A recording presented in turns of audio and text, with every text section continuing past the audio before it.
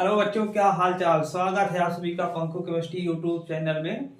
तो last lecture में हम लोगों ने कवर किया था जो सॉल्यूशंस होते हैं उसको टाइप्स क्या होते हैं, सॉल्यूशन क्या होते हैं और सॉल्यूशन कैसे बनते हैं, वो सारी चीज हम लोग इसके प्रीवियस लेक्चर में देख लिए हैं। अगर अभी तक आपने उस लेक्चर को नहीं देखा है तो आप चैनल पर सर्च करें और उसको देख लें। आज हम लोग ऐसे टॉपिक के बारे में बात करने वाले हैं जो कि बहुत ही इंपॉर्टेंट है और कहीं ना कहीं जो भी आप कॉम्पिटिटिव एग्जाम देंगे या फिर बोर्ड हो या फिर आईएससी बोर्ड हो, सीबीएसई बोर्ड हो या फिर यूपी बोर्ड हो, किसी भी बोर्ड के आप स्टूडेंट हैं तो ये जो आज हम लोग कवर करेंगे इस लेक्चर में वो बहुत ही इंपॉर्टेंट होने वाला है। तो सबसे पहले आप अगर चैनल पे नए हैं तो चैनल को सब्सक्राइब कर दें, लाइक शेयर और कमेंट ठोक के करें। आज हम लोग शुरू करने वाले सबसे बेहतरीन टर्म जिसको हम लोग बोलते हैं कंसंट्रेशन। आज हम लोग शुरू करेंगे बच्चों क्या चीज, कंसंट्रेशन।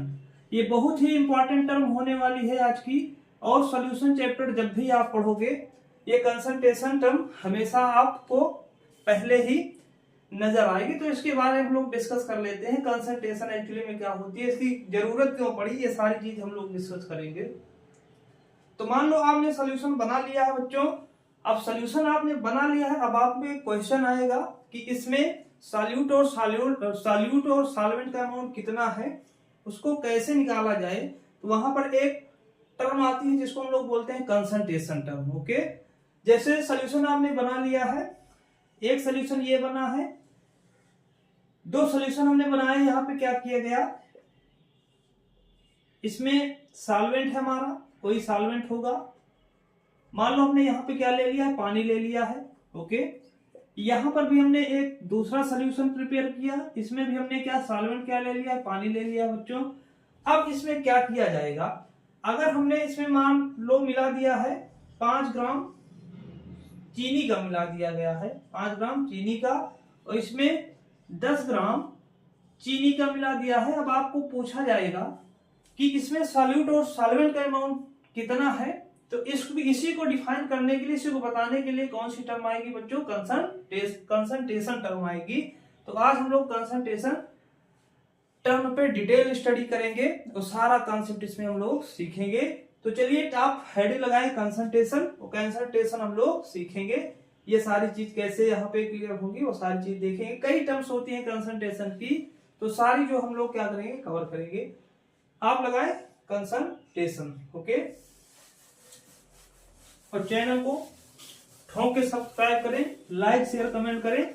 आज बेहतरीन सब लोग क्या करेंगे, सीखेंगे कंसंट्रेशन टर्म। ओके, कंसंट्रेशन अभी हमने बताया कि ये क्या बताएगा। कंसंट्रेशन हम लोग बता पाएंगे, दो प्रकार से बता पाते हैं बच्चों। तो यहाँ पे दो प्रकार कौन सी कंसंट्रेशन बताने की होती है।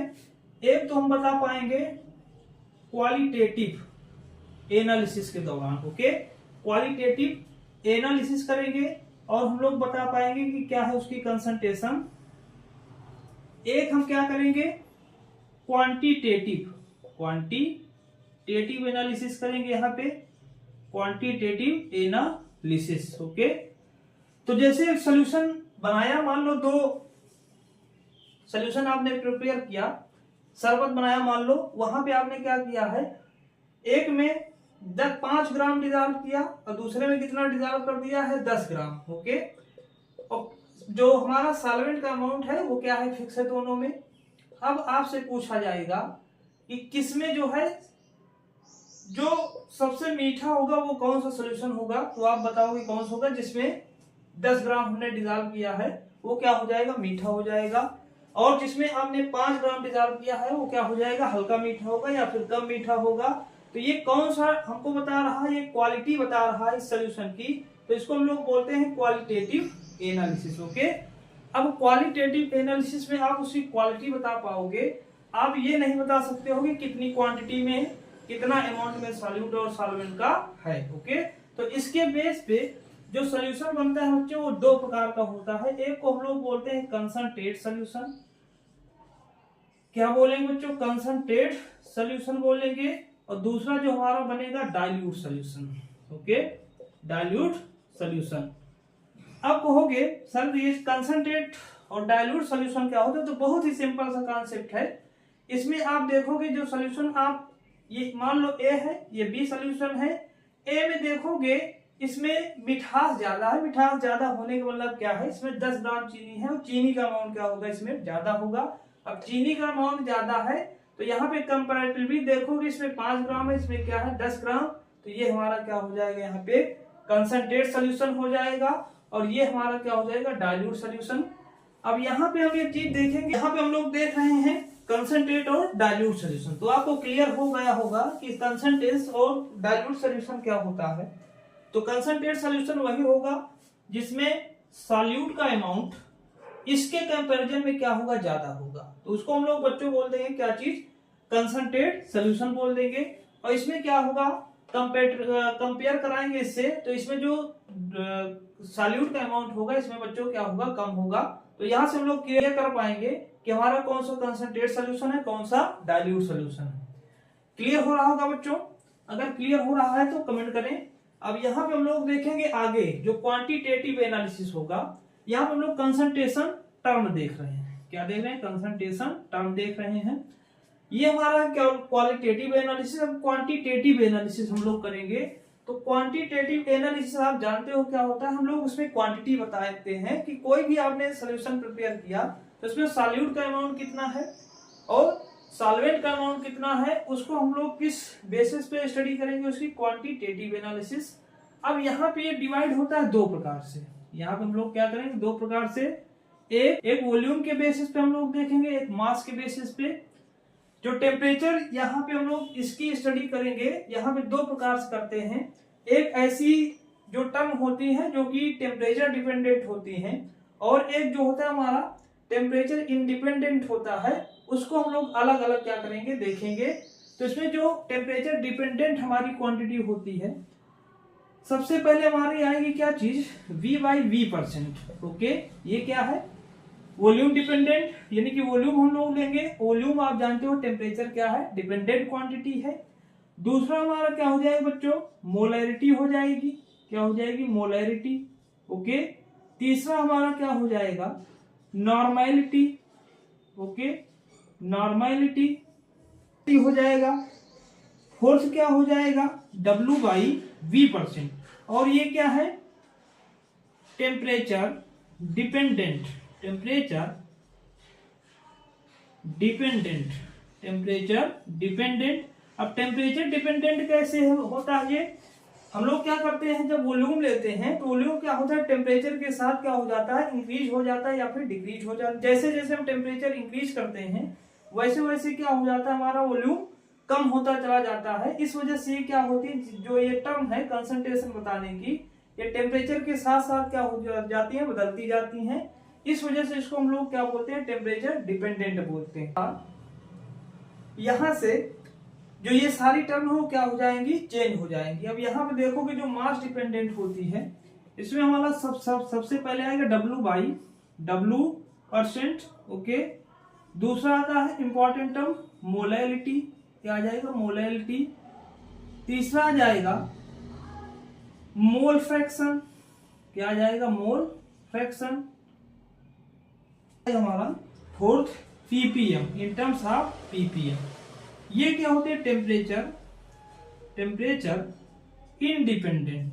ओके, टेम्परेचर इंडिपेंडेंट, यानी कि इन पर टेम्परेचर क्या होता है, कोई इफेक्ट नहीं होता है। आप चाहे जितना टेम्परेचर इंक्रीज कर दोगे या डिक्रीज कर दोगे, मास पे कोई इफेक्ट नहीं पड़ता है। तो ये कौन सा टर्म है, टेम्परेचर इंडिपेंडेंट टर्म।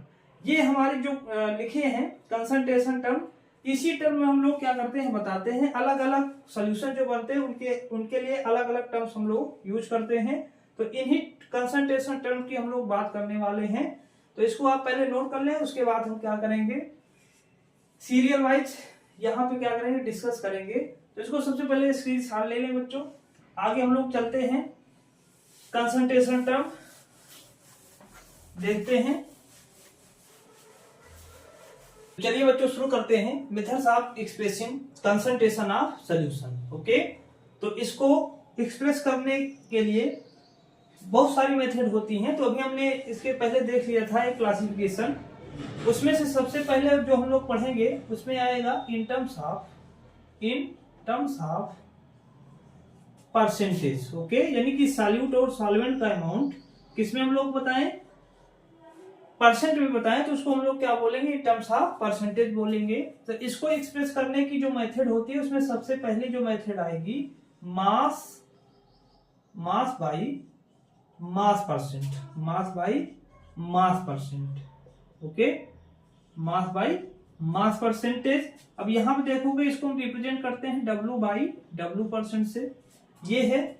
अब इसको हम लोग कैसे बताएंगे, मान लो आपने कोई सोल्यूशन बनाया, परसेंट है, तो वहां पे टोटल सोल्यूशन का जो मास बनेगा कितना बनेगा हमारा 100 ग्राम बनेगा। अब यहाँ पे हम लोग देखेंगे कि 100 ग्राम में कितना सॉल्यूट आपने डिजॉल्व किया, उसको बताने के लिए हम कौन सी टर्म यूज करेंगे, मास बाई मास परसेंट।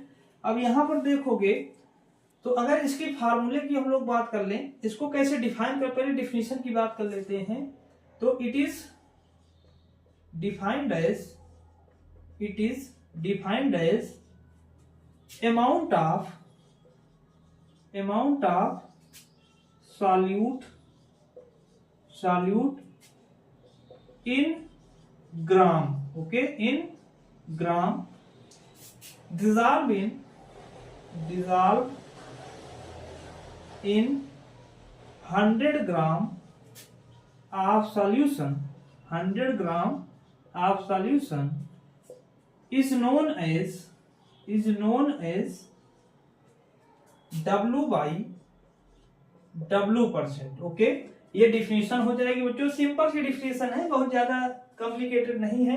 यानी कि हम क्या करेंगे, 100 ग्राम सॉल्यूशन अगर बना है तो उसमें सॉल्यूट का कितना अमाउंट आपने डिजॉल्व किया है, उसी को बताने के लिए अगर हम लोग परसेंट में बताएंगे तो कितना हो जाएगा इन टर्म्स ऑफ परसेंटेज। फार्मूले की अगर बात कर लें तो W बाई W परसेंट हो जाएगा हमारा, W by W percent mass of solute, और ये किसमें होगा, ये ध्यान देना है आपको, ये किसमें होगा बच्चों, ग्राम में होगा। और मास ऑफ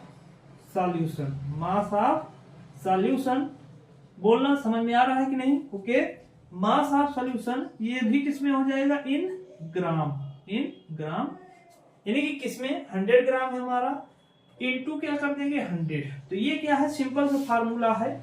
अगर कोई चीज दिया गया है किसमें, ग्राम में दिया गया है और 100 ग्राम उसकी क्वांटिटी है पूरी, तो वहां पे हम लोग क्या करेंगे, W by W percent use करके क्या निकाल लेंगे, कंसंट्रेशन उसकी बता देंगे। जैसे हमने एक एग्जांपल देख लेते हैं, 10% glucose solution. Okay, 10% glucose solution ये दिया गया है, 10% ग्लूकोज सोल्यूशन है। इसका मीन्स क्या हो जाएगा, यहाँ पे मीन्स हम लोग समझ लेते हैं। 10% का मतलब ये होगा कि टोटल जो सोल्यूशन बना है, टोटल सोल्यूशन कितना बना होगा, तो परसेंट से हमको समझ में आ रहा है कितना बना होगा, 100 ग्राम बना होगा। It is clear. ओके, अब 100 ग्राम है तो 100 ग्राम में हमारा क्या है, 10 ग्राम ग्लूकोज है। अमाउंट ऑफ ग्लूकोज कितना हो जाएगा हमारा, 10 ग्राम हो जाएगा। ओके, क्लियर है। यानी कि जितना परसेंट दिया रहेगा वो किसका अमाउंट दिया गया, सॉल्यूट का अमाउंट दिया गया। तो यहां से हमारा क्या सॉल्यूट कितना आ जाएगा, 10 ग्राम। अगर 10% यहां पे हम मान लें, अगर इसी फार्मूले से हम लोग इसको फाइंड आउट करें, 10% ग्लूकोज का मतलब क्या होगा, तो ये W बाई W हमारा क्या दिया गया है, W बाई W की प्लेस पे हम लोग क्या रख लें, यहाँ पे 10 रख लें। ओके, अब देखोगे मास of solute. Okay, mass of solute हमको क्या करना है, निकालना है, तो हमने क्या किया, मास ऑफ सॉल्यूट यहाँ पर लिख लिया। अब यहाँ पर देखोगे तो नीचे हमारा मास ऑफ सॉल्यूशन टोटल कितना बनेगा, 100 बनेगा, और क्या करेंगे इंटू 100, ये क्या हो जाएगा, यहाँ से कैंसिल आउट हो जाएगा। और मास ऑफ सॉल्यूट बताओ बच्चों कितना आ जाएगा, मास ऑफ सॉल्यूट कितना निकला यहाँ से, यानी कि ये आएगा 10 ग्राम। ओके, तो ये क्या बता रहा है, 10% मीन्स क्या होगा कि 10 ग्राम क्या होगा, जो 100 ग्राम सोल्यूशन बना है 10% ग्लूकोज सोल्यूशन का मतलब यही होगा कि इसमें 10 ग्राम क्या है, ग्लूकोज है, और बाकी क्या हो जाएगा 100 ग्राम हमारा सोल्यूशन बना है। तो अगर सॉल्वेंट की बात करें तो बच्चों कमेंट करो कितना आएगा, इसको कमेंट करें, कमेंट बॉक्स में टाइप करें कितना आएगा सॉल्वेंट का अमाउंट। तो आपको पिछले लेक्चर में बताया गया था कि जो सोल्यूशन होता है सॉल्यूट प्लस सॉल्वेंट के बराबर होता है, तो वहां से हम फार्मूले से यहाँ पे सॉल्वेंट का अमाउंट बता पाएंगे। ओके, ये क्लियर है। अगर यहाँ पे एक एग्जांपल और ले बच्चों, एक एग्जांपल हमने यहाँ पे लिया है 25% कॉपर सोल्यूशन, 25% कॉपर सोल्यूशन। इसका मतलब क्या होगा, कमेंट करिए। बहुत ही सिंपल है, अगर समझ में आ रहा है बच्चों तो इस पे कमेंट करें, लाइक करें, शेयर करें और कमेंट करते रहें। अब 25% तो हमने बताया जितना परसेंट में दिया जाएगा उतना हमारा क्या हो जाएगा, सॉल्यूट का अमाउंट है। ये हमारा 25 ग्राम हमारा क्या हो जाएगा, सॉल्यूट हो जाएगा। ओके, 25 ग्राम सॉल्यूट, और सोल्यूशन अगर 100 है परसेंट में आपको पूछा है तो सोल्यूशन हमारा कितना बनेगा, 100 ग्राम बनेगा, कोई दिक्कत नहीं है। सॉल्वेंट का अमाउंट यहां से निकालोगे तो सॉल्वेंट का अमाउंट हम लोग क्या करेंगे, solution is equal to solute plus solvent. Okay, solute plus solvent यहां पे रखोगे बच्चों, सॉल्व करोगे हमारा सॉल्वेंट का अमाउंट आ जाएगा। तो ऐसे हम क्या करेंगे, इसको निकाल लेंगे, इसको निकालें और सॉल्वेंट का अमाउंट बताएं कितना आएगा, उसको कमेंट करें। चलो कि हम दूसरी टर्म देख लेते हैं, हमारी मास और मास परसेंट टर्म है। अब की हम लोग देखेंगे क्या चीज, मास बाई वॉल्यूम परसेंटेज। दूसरी टर्म देख लेते हैं, mass by volume percentage. Mass by volume यानी कि बी आएगा हमारा mass by volume percentage, mass by volume percentage. Okay, इसको हम लोग डिनोट करते हैं W by V percent. Okay, ये हमारा दिया गया है। अब इसमें देखोगे तो W क्या होगा, उसको हम किस में लेंगे, ग्राम में ले लेंगे, और V हमारा किस में होगा, मिलीलीटर में होगा। यानी कि एक ऐसा सोल्यूशन बनेगा हमारा यहाँ पे सॉलिड और लिक्विड सोल्यूशन बनेगा। और सॉलिड लिक्विड सोल्यूशन बनेगा तो यहाँ पर अगर हम सोल्यूशन की फेज पूछे कि सोल्यूशन कैसा आपको दिखेगा, तो कई बार हमने पिछले लेक्चर में इसके बारे में डिस्कस किया है कि जिस भी स्टेट में आपका सॉल्वेंट होगा उसी स्टेट में हमारा क्या होगा, सोल्यूशन दिखता नजर आएगा। तो चलिए देखते हैं ये एक्चुअली में होता क्या है। तो अब की हम क्या करेंगे, 100 ग्राम अब की भी सोल्यूशन हमारा, 100 ml अब की भी सोल्यूशन हमारा क्या होगा, प्रिपेयर होगा। यहाँ पे हम देखेंगे अगर 100 ml आपने सोल्यूशन प्रिपेयर किया है तो उसमें कितना अमाउंट आपने सॉल्यूट का, सॉल्यूट का डिजॉल्व किया है, उसको बताने के लिए कौन सी टर्म आएगी, मास वॉल्यूम परसेंटेज। अगर डिफिनीशन की बात करें तो अमाउंट ऑफ क्या हो जाएगा, amount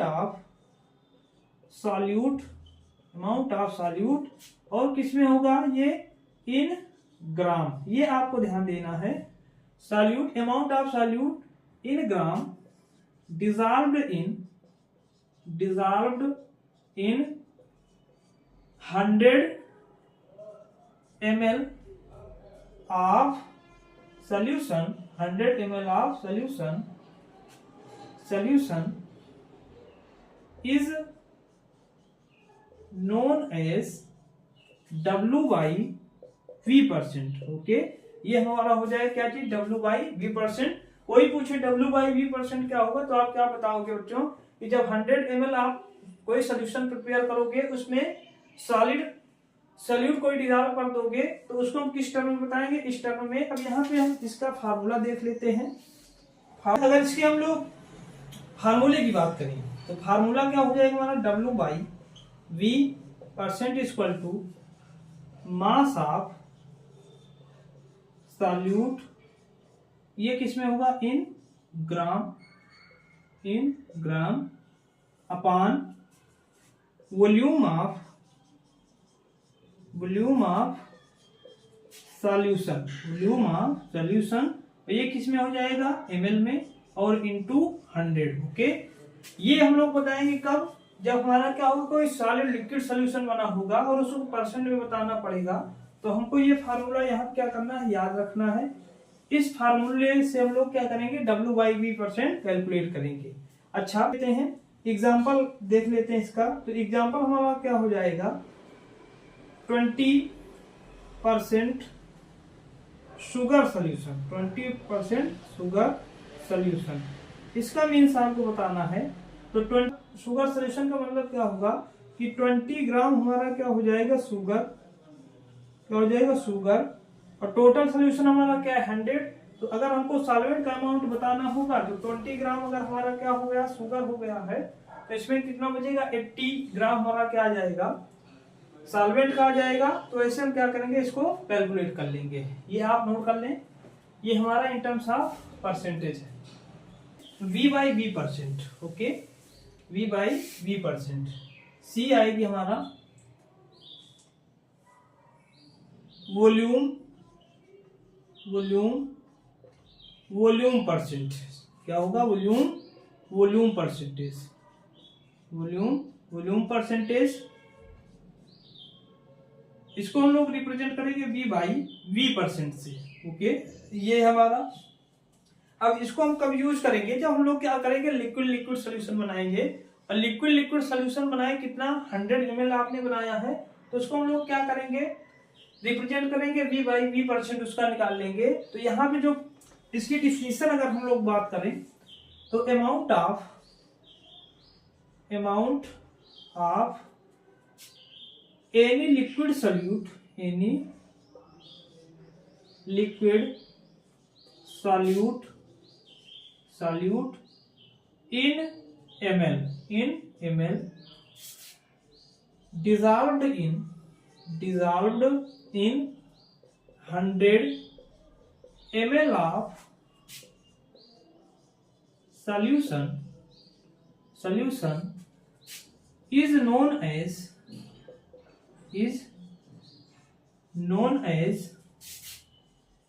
V by V percent. Okay, V by V percent of solute. Okay, ये हमारी क्या है डिफिनेशन है। अगर फार्मूले की बात कर लें, इसको हम लोग फार्मूला क्या देखेंगे, V by V percent is equal to volume of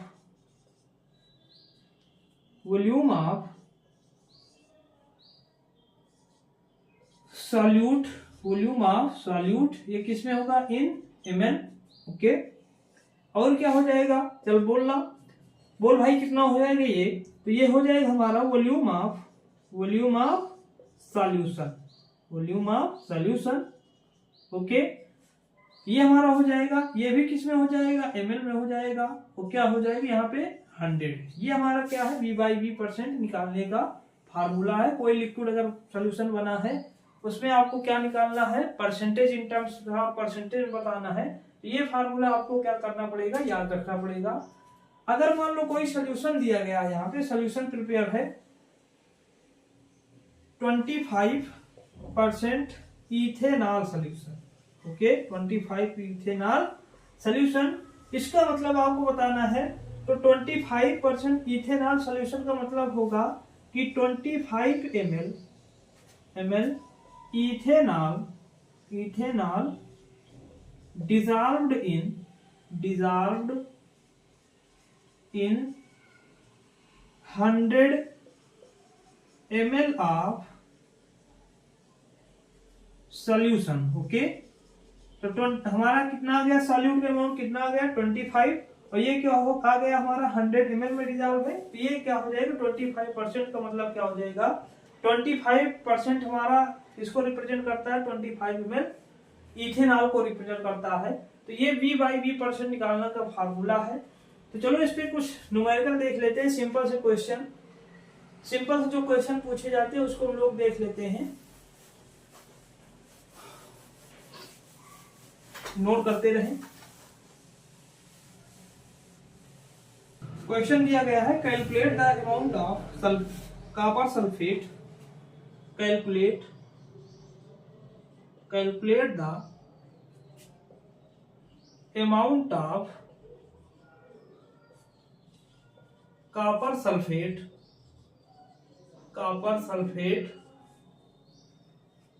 required to prepare required to prepare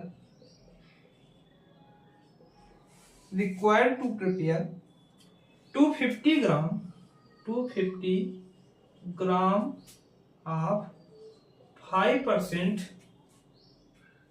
solution of 5%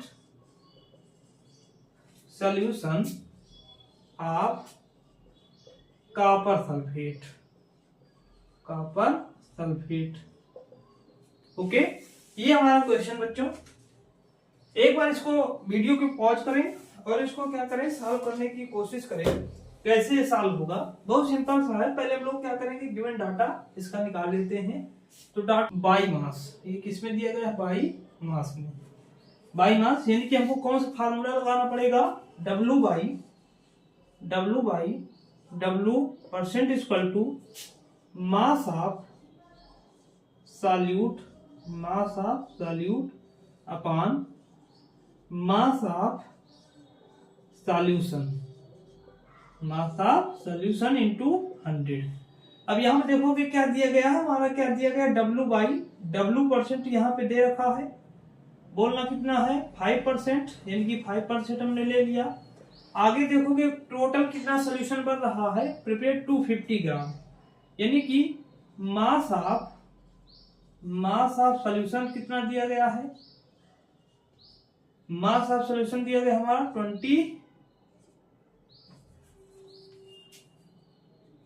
250 gram. Okay, फार्मूले को वैल्यू रख दें, यहाँ पे हमारा आ जाएगा 5, और ये मास ऑफ सॉल्यूट कितना दिया गया है, मास ऑफ सॉल्यूट हमको क्या करना है, निकालना है, मास ऑफ सॉल्यूट।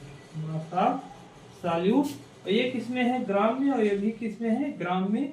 तो ये हमारा mass of solute upon mass of solution कितना दिया गया है, 250 ग्राम। तो 250 ग्राम हो जाएगा, इंटू क्या करेंगे, 100 करेंगे। अब ये क्या हो जाएगा, इसको सॉल्व करोगे यहां से, तो ये कितना हो जाएगा हमारा,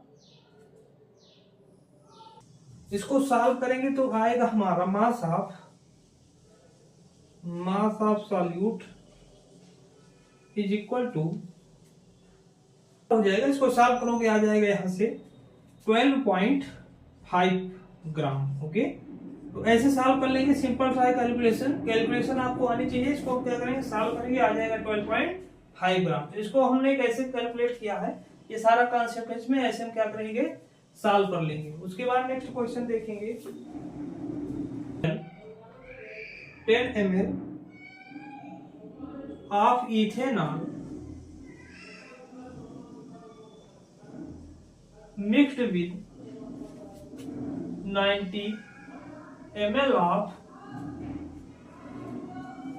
water, 90 ml of water,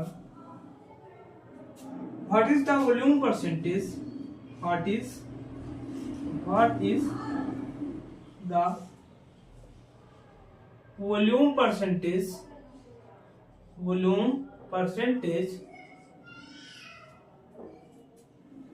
of ethanol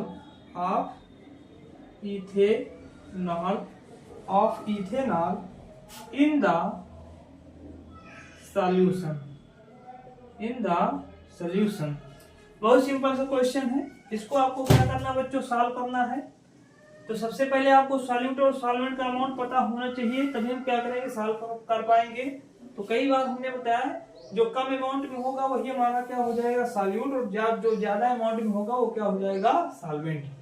question दिया गया है, इसमें देखेंगे गिवन डाटा हमारा क्या क्या दिया गया है, गिवन डाटा।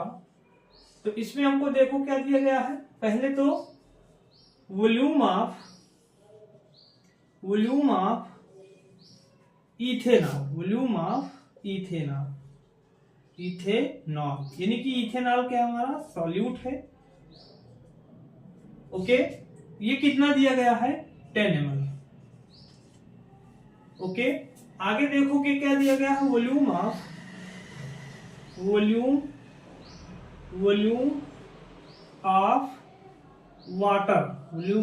वाटर। अब वाटर क्या है हमारा, सॉल्वेंट हो जाएगा, वाटर क्या हो गया, सॉल्वेंट, कितना है, 90 ml।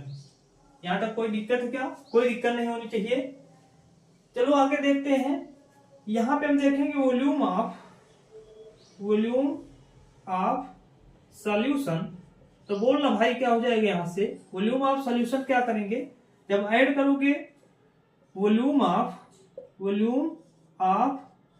Solute plus volume of solvent.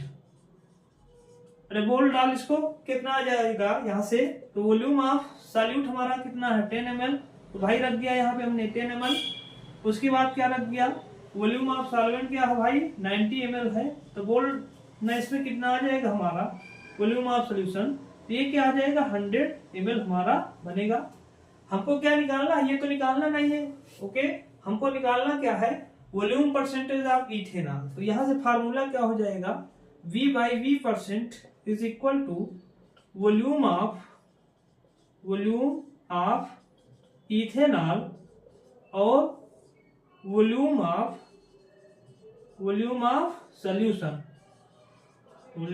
Solution into 100।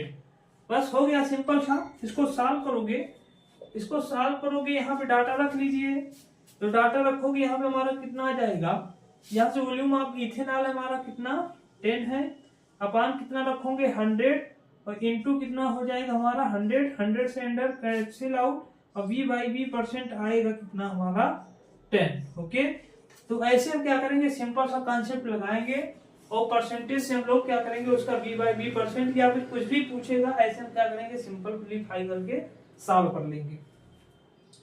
इसको नोट करना भाई, उसके बाद देखते हैं नेक्स्ट क्वेश्चन, है ना। ये सारा चीज सिंपल कॉन्सेप्ट है।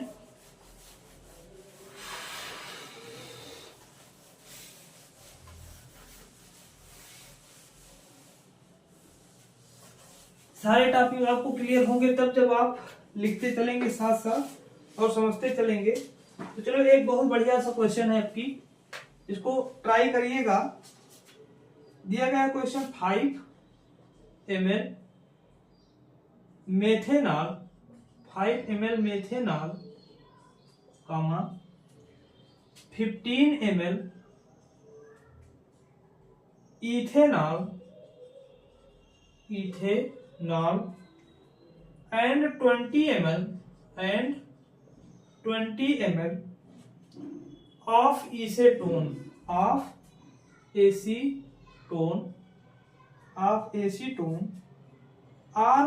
with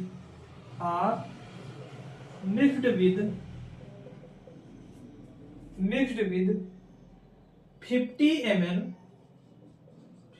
ml of water, 50 ml of water. What is the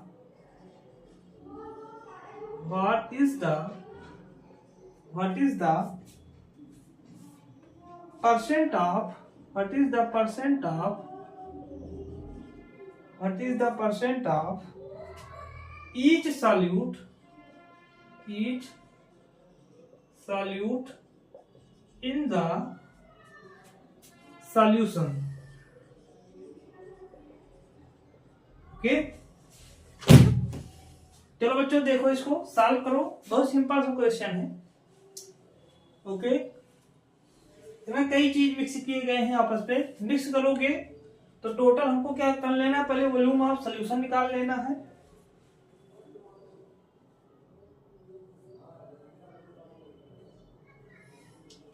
okay, तो चलो वॉल्यूम ऑफ सॉल्यूशन कितना बन जाएगा, पहले वॉल्यूम ऑफ सॉल्यूशन निकाल लेते हैं। यहां से बोलना क्या हो जाएगा, volume of solution.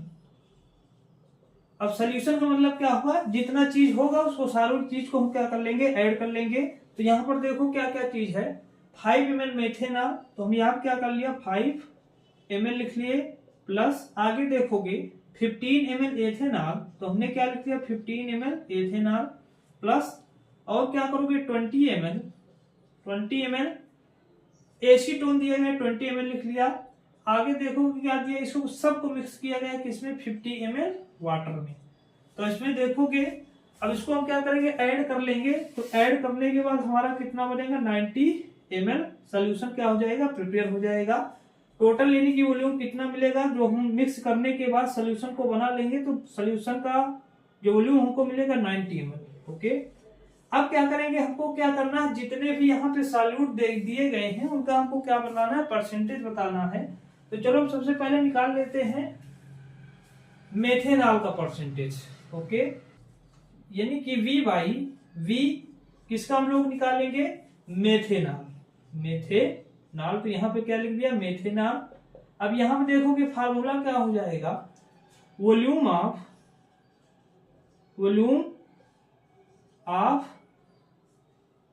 Methanol, volume of methanol upon volume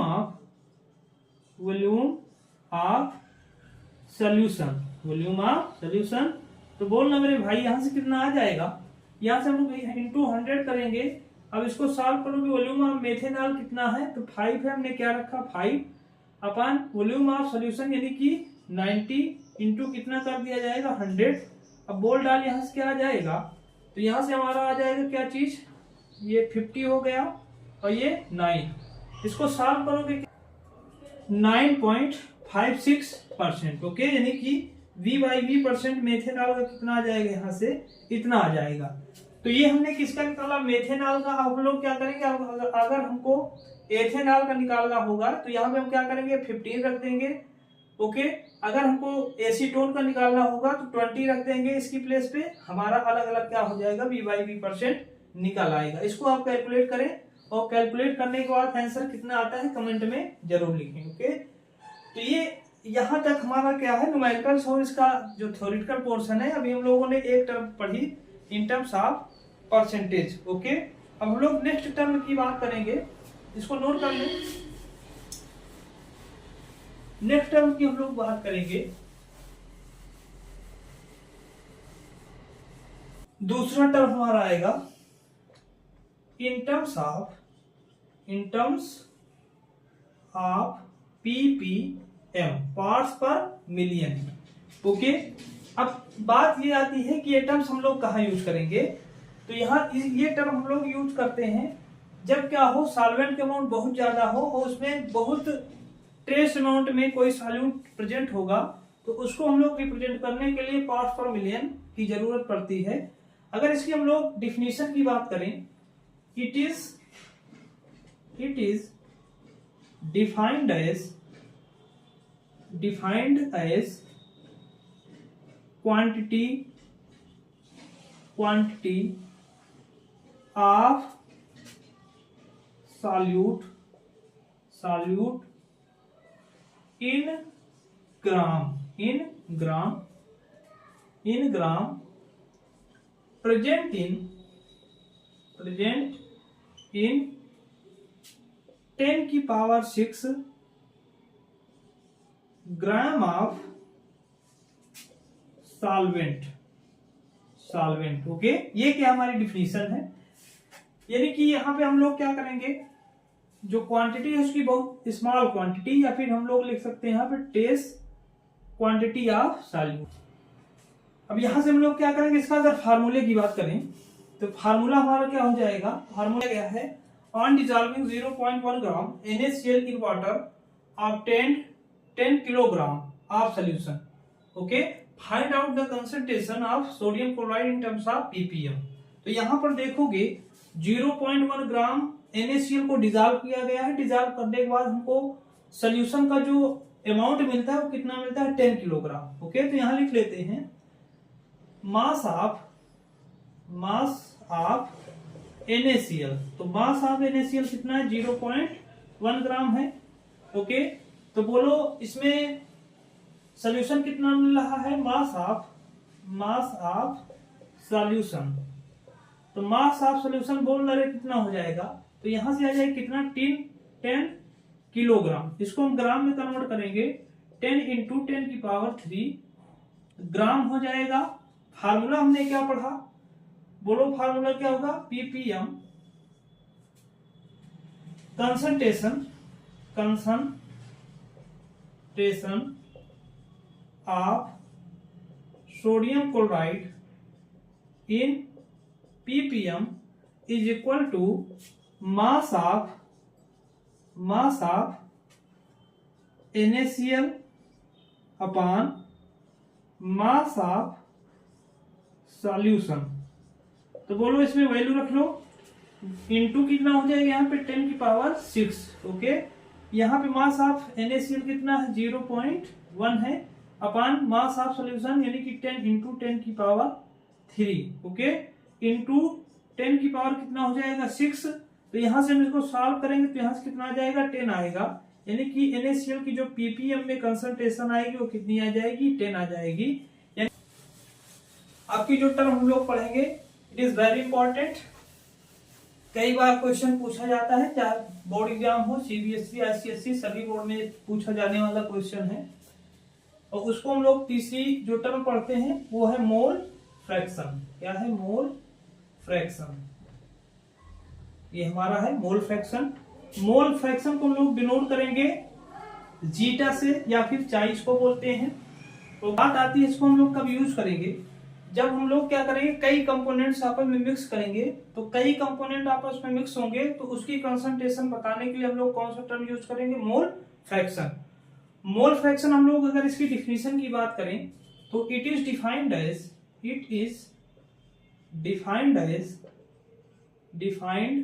as ratio of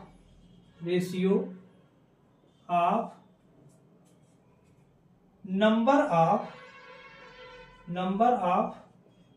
moles of one component to the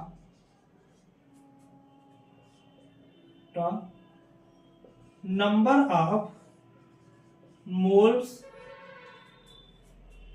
total component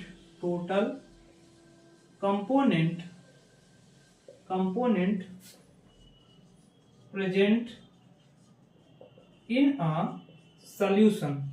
okay, ये क्या है? डिफिनीशन है। अगर फार्मूले की बात करें तो mole fraction zeta equal to number of moles of one component upon number of moles of total component। Okay, तो ये क्या हमारा सिंपल सा मोल फ्रैक्शन की डिफिनीशन है और ये क्या हमारा फार्मूला है। अब यहां पे हम क्या करेंगे, मान लो दो कंपोनेंट आप कोई सॉल्यूशन बनाए, उसमें कितने कंपोनेंट आपने डिसॉल्व किए हैं? 2 कंपोनेंट है। यहाँ पे एक मान लो सॉल्यूट का है और दूसरा कंपोनेंट हमारा क्या है? बी सॉल्वेंट है। अब यहाँ पर देखोगे तो ये बाइनरी सॉल्यूशन बना हुआ है, इसका हमको क्या बनाना है? Mole fraction. तो मोल फ्रैक्शन का मतलब क्या होगा? मोल्स आएंगे। तो मोल्स का मतलब मोल्स को डिनोट करते हैं NaC। अगर A का मोल कितना है? मान लो Na मोल है और B के कितने मोल हैं? Nb। तो इसका मोल फ्रैक्शन हम लोग देख लेते हैं। अगर B का मोल फ्रैक्शन निकालें तो मोल फ्रैक्शन निकालें। फॉर एग्जाम्पल हम लोग समझते हैं इसको। एग्जाम्पल हमने यहाँ पे क्या लिया है? एक बाइनरी सॉल्यूशन बनाया है on dissolving component A in component B। Okay, यहाँ पे 2 कंपोनेंट हैं, इसका मोल फ्रैक्शन हमको बताना है। तो मोल फ्रैक्शन जब भी आप बताओगे आप मोल्स यूज करोगे और मोल्स को हम लोग डिनोट करते हैं किससे? N से। अब यहां पर हम लोग देखेंगे तो अगर मोल फ्रैक्शन हम B का निकालें तो यहां क्या हो जाएगा? मोल fraction of component B represent करेंगे x यानी कि जीटा B से। ये क्या हो जाएगा? फार्मूला आपने लिखा क्या चीज? Number of moles of one component, यानी कि किसके मोल्स? B का हम लोग निकाल रहे हैं तो ऊपर क्या हो जाएगा? NB और नीचे हमारा क्या हो जाएगा? Na plus NB। ओके, ये क्या है? मोल फ्रैक्शन किसका निकाला हमने? B कंपोनेंट का। अगर हमको निकालना हो मोल फ्रैक्शन ऑफ A कंपोनेंट तो ये क्या हो जाएगा? Zeta A is equal two moles of A यानी कि Na upon Na plus NB। Okay, ऐसे हम क्या करेंगे? मोल फ्रैक्शन किसी भक्त का भी निकाल सकते हैं। अगर उसमें हमको कंपोनेंट पता चल जाए कितने कंपोनेंट हैं तो हम सिंपल सा ये फार्मूला यूज करके मोल फ्रैक्शन हम लोग निकाल सकते हैं। अब यहाँ पर देखोगे बच्चों ये क्या है, बाइनरी सोल्यूशन बना है। कैसा solution, binary solution. Binary solution हमने क्या है डिस्कस किया है ऑलरेडी। और यहाँ क्या हो जाएगा, बाइनरी सोल्यूशन के केस में हम लोग ऐसे निकाल ले, अगर मान लो एक कंपोनेंट और इसमें बढ़ा दिया है, सी कंपोनेंट आ गया, इसका मोल फ्रैक्शन निकालना है, तो यहाँ पर क्या हो जाएगा, इसका जो सी का मोल होगा NC, ओके, इसका जो मोल्स होगा यहाँ पे टोटल मोल्स में आके ऐड हो जाएगा और बाकी मोल फ्रैक्शन ऐसे ही क्या करेंगे, निकाल लेंगे। जितने भी आप कंपोनेंट ऐड करते जाएंगे टोटल क्या हो जाएगा, यहाँ पे नीचे ऐड होता चला जाएगा। तो ऐसे क्या करेंगे, सिंपल सा मोल फ्रैक्शन निकाल लेते हैं। यूज कब करेंगे, तो यूज कब हम लोग कब करेंगे, जब कई कंपोनेंट आपस में क्या हो जाएंगे, मिक्स करेंगे, तो उसका हम लोग कंसंट्रेशन किस टर्म में बताएंगे, मोल फ्रैक्शन में। इसको आप नोट कर लें और यहाँ पे एक नोट पॉइंट मेंशन करें। नोट पॉइंट, अगर कई कंपोनेंट हैं, मान लो कई कंपोनेंट हैं, तो उसका मोल फ्रैक्शन, मान लो इसका अगर मोल फ्रैक्शन हम लोग निकालें तो यहाँ पे क्या होगा, zeta A plus zeta B equal to 1, यानी कि ए कंपोनेंट का मोल फ्रैक्शन और बी कंपोनेंट का मोल फ्रैक्शन किसके बराबर हो जाएगा, 1 के बराबर हो जाएगा। आप जानते हो कभी भी हम फ्रैक्शन निकालते हैं तो वहां पर क्या आता है, उसका जो सम होता है वो किसके बराबर हो जाता है, 1 के बराबर, ये चीज है। अब यहाँ पे हम क्या करेंगे, इसका न्यूमेरिकल सॉल्व करते हैं। मोल्स की हम लोग बात की है, तो मोल्स क्या हो जाएगा, मोल्स निकालेंगे अभी आगे, तो इसका हम लोग सिंपल से न्यूमेरिकल सॉल्व करेंगे। Calculate the mole fraction of ethylene glycol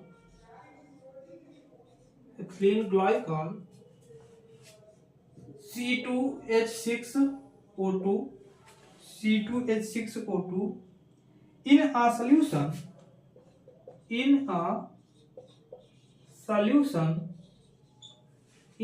solution containing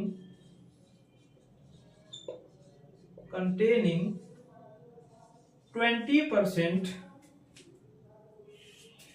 of C2H6O2 by mass। Okay, ये क्वेश्चन बच्चों, इसको हम लोग सॉल्व करते हैं। इसको हम लोग क्या करेंगे, सॉल्व करेंगे। अब यहाँ पे देखिए जो कंसंट्रेशन दी गई वो किसमें दी गई है, इन टर्म्स ऑफ परसेंटेज। तो सबसे पहले आपको यही क्लियर होना चाहिए, 20% C2H6O2 मीन्स क्या होगा, तो यहां पर लिखोगे आप 20% C2H6O2 means 20 gram of ethylene glycol present in 100 gram of solution. Okay, यानी कि मास ऑफ एथिलीन ग्लाइकॉल कितना है, 20% C2H6O2 सॉल्यूशन में 20 ग्राम है। तो यहाँ पे हम लोग क्या करेंगे, सॉल्वेंट यानी कि वाटर हम लोग निकालेंगे यहाँ से। तो वाटर में निकालोगे यहाँ से कितना आ जाएगा, यहाँ से हम लोग सॉल्वेंट का अमाउंट निकालेंगे, कितना आ जाएगा, सॉल्वेंट हमारा कितना आ जाएगा, यहाँ से 100 से 20 माइनस करेंगे, सॉल्वेंट हमारा कितना आ जाएगा, 80 ग्राम। ये हमारा हो गया, ये मास दिया गया है। अब यहाँ पे हम निकालें एथिलीन ग्लाइकॉल का मास, तो यहाँ कितना हो जाएगा, मास ऑफ एथिलीन ग्लाइकॉल कितना हो जाएगा, 20 ग्राम। कितना हो जाएगा, 20 ग्राम। अगर मान लो ये सॉल्यूशन प्रिपेयर किया गया है, किसमें, कोई सॉल्वेंट है और सॉल्वेंट मान लो क्या है, वाटर है, तो यहाँ पे हम वाटर का अमाउंट कैसे निकालेंगे, मास ऑफ वाटर, यानी कि ये क्या हो जाएगा हमारा सॉल्वेंट। तो यहाँ पे क्या हो जाएगा, हम लोग यहाँ से निकालेंगे तो क्या करेंगे, 100 माइनस 20 कर लेंगे, 100 माइनस 20 करेंगे, यहाँ से कितना आ जाएगा, 80 ग्राम। कितना आ जाएगा, 80 ग्राम। तो यहाँ से कितना हो जाएगा सॉल्वेंट, 80 ग्राम। अब इसमें हमको मोल्स बताना है बच्चों। क्या बताना है इसका? मोल्स, यानी कि मोल फ्रैक्शन निकालने के लिए हमको किसकी जरूरत पड़ेगी? मोल की जरूरत पड़ेगी। तो यहां से क्या होगा? Number of moles of ethylene glycol in 20 gram. तो यहां से कितना हो जाएगा? ये होता है गिवन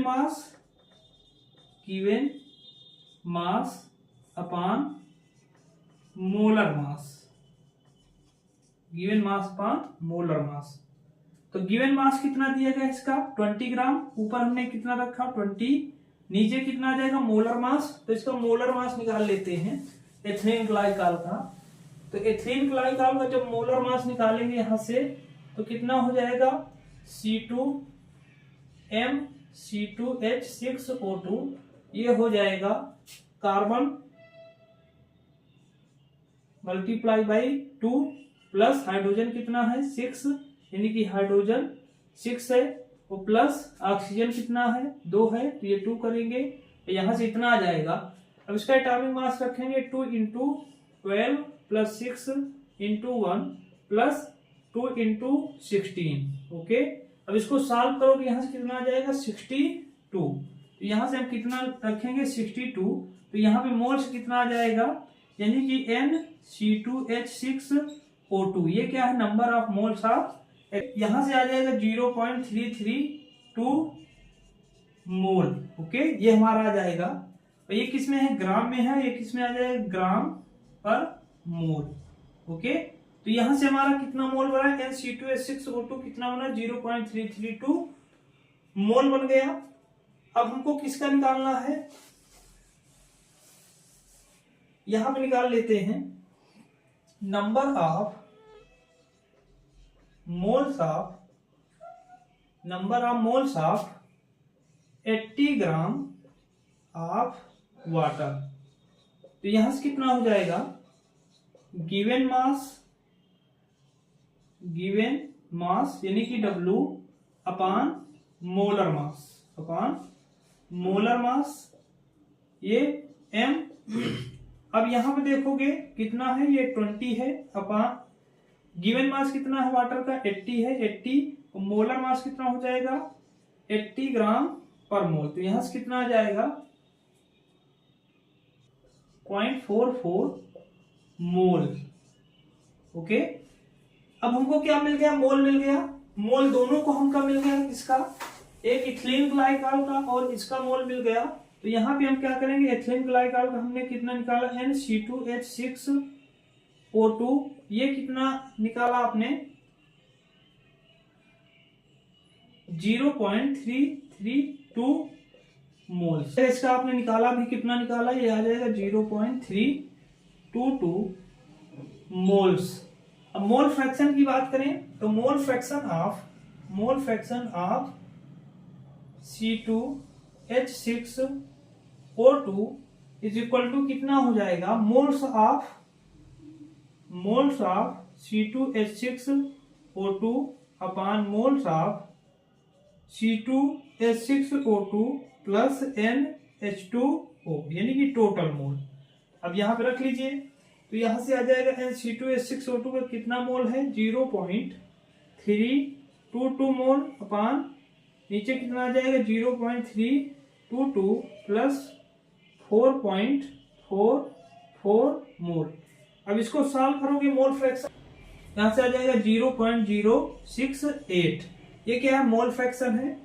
अगर हमको क्या निकालना हो वाटर का, तो अभी हमने बताया x यानी कि zeta C2H6O2 plus zeta H2O is equal to 1 होता है। तो यहां से हम इसकी वैल्यू रख लेते हैं। ये आ जाएगा 0.068 plus zeta H2O mole fraction of water is equal to 1। अब यहां से कितना मोल फ्रैक्शन ऑफ वाटर कितना हो जाएगा? 1 माइनस 0.068। इसको माइनस करेंगे तो आ जाएगा 0.932 मोल फ्रैक्शन ये किसका, वाटर का मोल फ्रैक्शन इतना आया है और ग्लाइकॉल का मोल फ्रैक्शन इतना आया है। तो ये सिंपल से क्या हम लोग क्या करेंगे, अगर ग्राम में दिया गया होगा तो उसको पहले मोल्स में कन्वर्ट करने के बाद हम लोग सिंपल से क्या करेंगे, क्वेश्चन सॉल्व कर लेंगे। चलिए नेक्स्ट क्वेश्चन देखते हैं। नेक्स्ट क्वेश्चन मोल फ्रैक्शन का, जो कि बहुत इंपॉर्टेंट है। क्वेश्चन है calculate the mole fraction of, calculate the mole fraction of each in mixture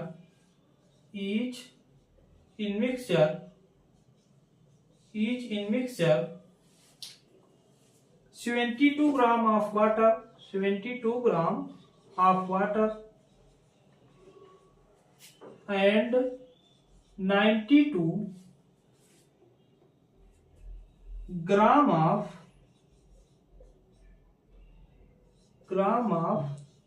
ethyl alcohol. Okay, ये क्वेश्चन है।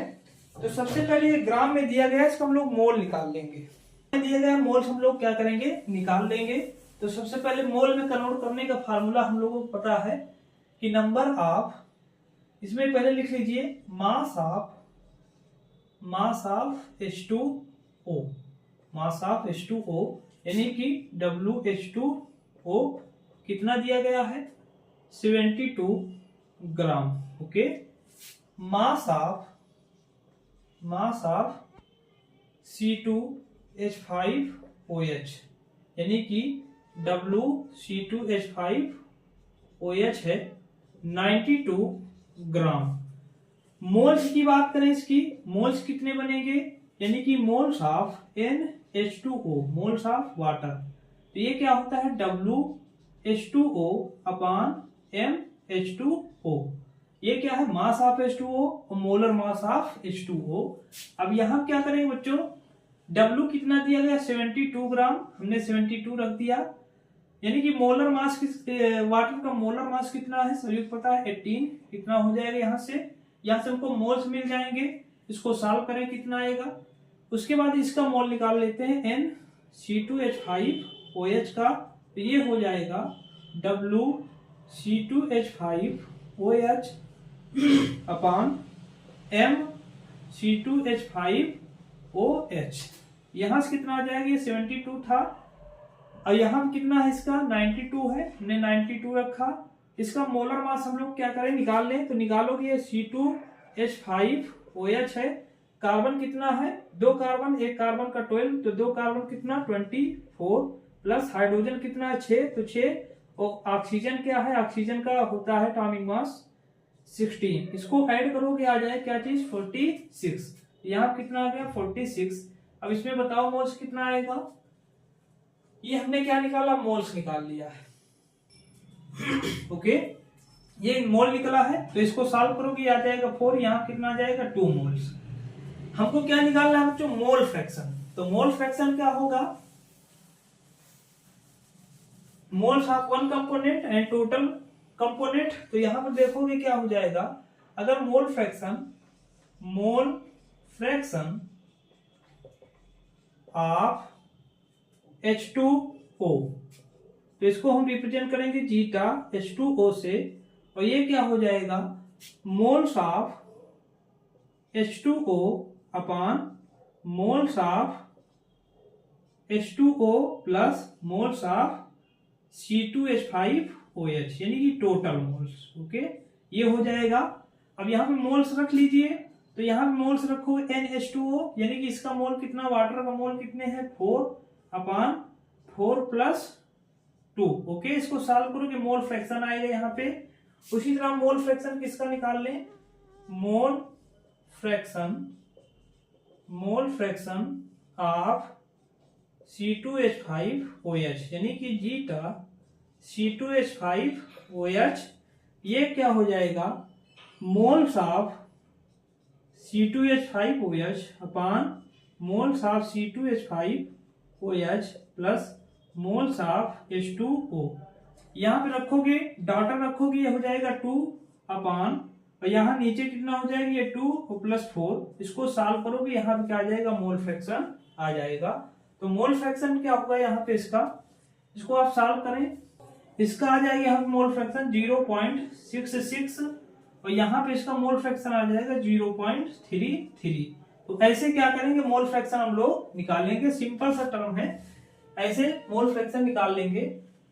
तो आज की वीडियो यहीं तक, बाकी हम लोग मिलेंगे। अभी जो नेक्स्ट टर्म है कंसंट्रेशन की, मोलैलिटी, नॉर्मेलिटी और मोलैलिटी, ये सारी टर्म हम लोग आगे नेक्स्ट वीडियो में जो है कवर करेंगे। आज के लिए इतना ही। चैनल को सब्सक्राइब करें, शेयर करें, कमेंट करें। आपका लेक्चर यहीं तक। धन्यवाद। Thanks for watching.